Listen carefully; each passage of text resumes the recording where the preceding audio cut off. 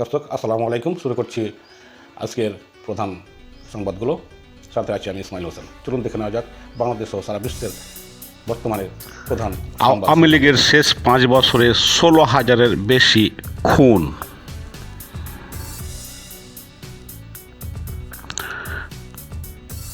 Police সদর দপ্তরের ওয়েবসাইটে এ তথ্য প্রকাশ করা হয়েছে। 2019 সালের থেকে 2023 সালের মধ্যে এই খুন সংঘটিত হয়েছে। নরসিংদীতে আওয়ামী লীগের 2 গ্রুপের সংঘর্ষে ইউপি সদস্য সহ নিহত 2। মোদিকে টার্গেট করে ভারতকে অস্থিতিশীল করতে চায় যুক্তরাষ্ট্র, অভিযোগ বিজেপির। ভারতের চেয়ে পাকিস্তানকে বেশি পছন্দ করে বাংলাদেশিরা, ভয়েস অফ আমেরিকার বাংলা জরিপের তথ্য। বাংলাদেশের আঁচ পশ্চিমবঙ্গে ছড়ালে বিহারও বাদ যাবে না বললেন মমতা বন্দ্যোপাধ্যায়। মার্কিন নাগরিকদের অবিলম্বে সিরিয়া ছাড়তে বলল যুক্তরাষ্ট্র। ভারতই যেভাবে বাংলাদেশের ভারত বিদ্বেষ বাড়িয়ে তুলছেন। আসামের হোটেল, রেস্তোরাঁ ও প্রকাশ্য স্থানে গরুর মাংস খাওয়ার ওপর নিষেধাজ্ঞা।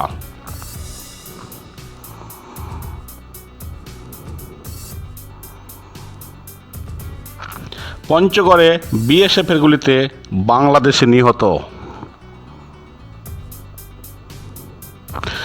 গাজায় থামছেই না হত্যাযজ্ঞ, নিহত আরও 48 ফিলিস্তিনি। ভারতে পদদলিত হয়ে মৃত্যুকে বাংলাদেশের সংখ্যালঘু নির্যাতন বলে চালিয়ে দেওয়ার চেষ্টা করছে ভারত। রিউমার স্ক্যানারের তথ্য। ভারতের পতাকা মারানোর ভাইরাল ছবিটি এআই দিয়ে তৈরি, রিউমার স্ক্যানারের তথ্য। বাংলাদেশ পাকিস্তান সরাসরি ফ্লাইট শীঘ্রই চালু হতে যাচ্ছে। সই নকল করে 33 কোটি টাকা লোপাটের অভিযোগ হিসাব সহকারীর বিরুদ্ধে।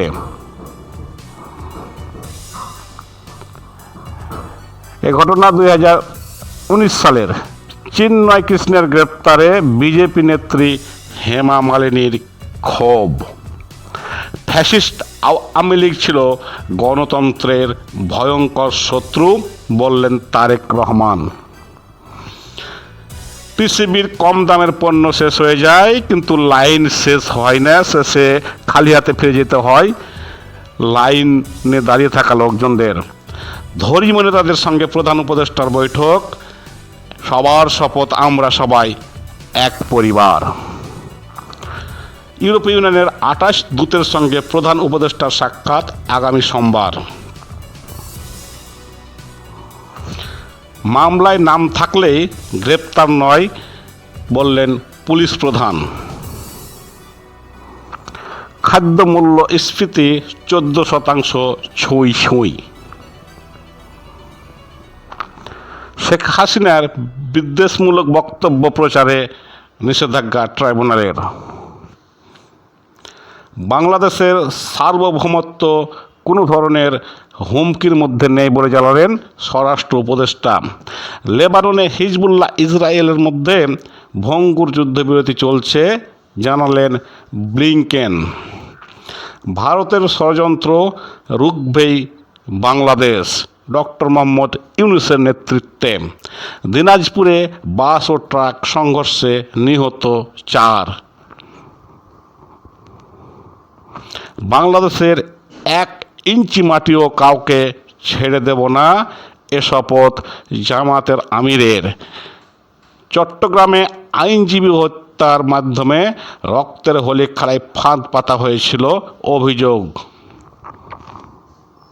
বাংলাদেশ ভেঙে পৃথক হিন্দু দেশ ফর্মুলা বাতলে দেন প্রাক্তন ভারতীয় সেনা কর্মকর্তা। আপনারা ছবিতে লক্ষ্য করবেন বাংলাদেশ এবং এই হিন্দু দেশ লেখা রয়েছে, অর্থাৎ উত্তরাঞ্চল দিনাজপুর, রংপুর বিভাগীয় শহর, যেটা রংপুর শহর, দিনাজপুর, নওগাঁ, নীলফামারী, পঞ্চগড়, ঠাকুরগাঁও, এই অঞ্চলটিকে তারা হিন্দু অঞ্চল বলছেন।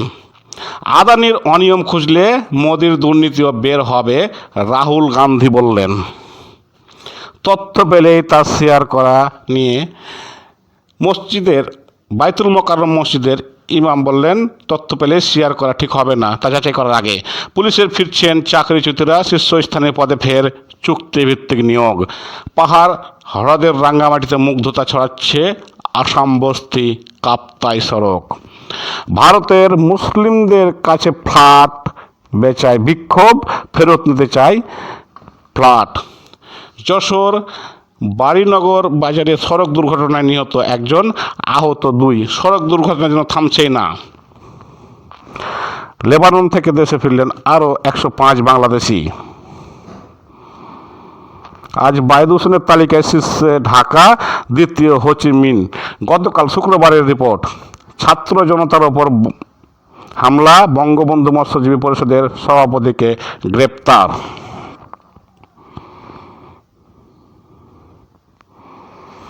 সাত মাত্রার শক্তিশালী ভূমিকম্পে কেঁপে উঠল মার্কিন যুক্তরাষ্ট্রের ক্যালিফোর্নিয়া। 13 ডিসেম্বর পেশোয়ারে মহাসমাবেশের ডাক দিয়েছেন ইমরান খান। বাংলাদেশ দূতাবাসে হামলায় অভিযুক্ত HSS হিন্দু সংগঠনের বয়স মাত্র 1 সপ্তাহ। 7 বছর পর খালেদা জিয়ার গাড়িবহরে হামলার ঘটনায় মামলা। হাতিয়ায় মাছ ধরা নৌকাডুবি, 2 জেলের লাশ উদ্ধার। 27 বছরে এবার কলকাতা বইমেলায় অংশ নিতে পারছে না বাংলাদেশ। বাংলাদেশ অযোধ্যা আর সম্ভলিকে একই ডিএনএ বলে মন্তব্য উত্তরপ্রদেশের মুখ্যমন্ত্রীর। যশোর বাড়িনগর বাজারে সড়ক দুর্ঘটনায় নিহত 1, আহত 2। আপনারা শুনে থাকবেন এই পর্দা, এই মেঘনা, কিংবা তোমরা ভুলেই গেছো মল্লিকাদের নাম।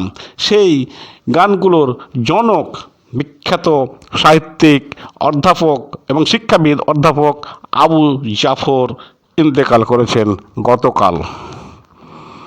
ফ্যাসিস্ট হাসিনার দাঙ্গাবাজ মোদির বুকে কাঁপন ধরানো যে 3 ছবি।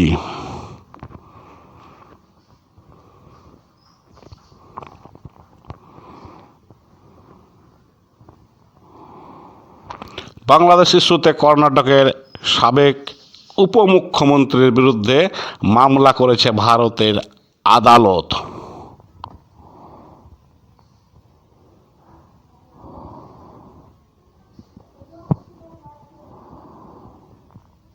অভিযোগ, তিনি হিন্দু মুসলমান দাঙ্গা সৃষ্টি করছেন, সাম্প্রদায়িক দাঙ্গা সৃষ্টি করছেন বলেই তার বিরুদ্ধে অভিযোগ উঠেছে। তাই ভারতের একটি আদালতে তার বিরুদ্ধে মামলা হয়েছে।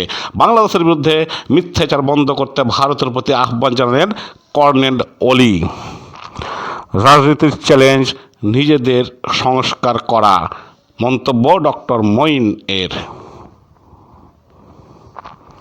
আমিরাতে ক্ষমা ও বৈধতা পেলেন 50,000 বাংলাদেশি।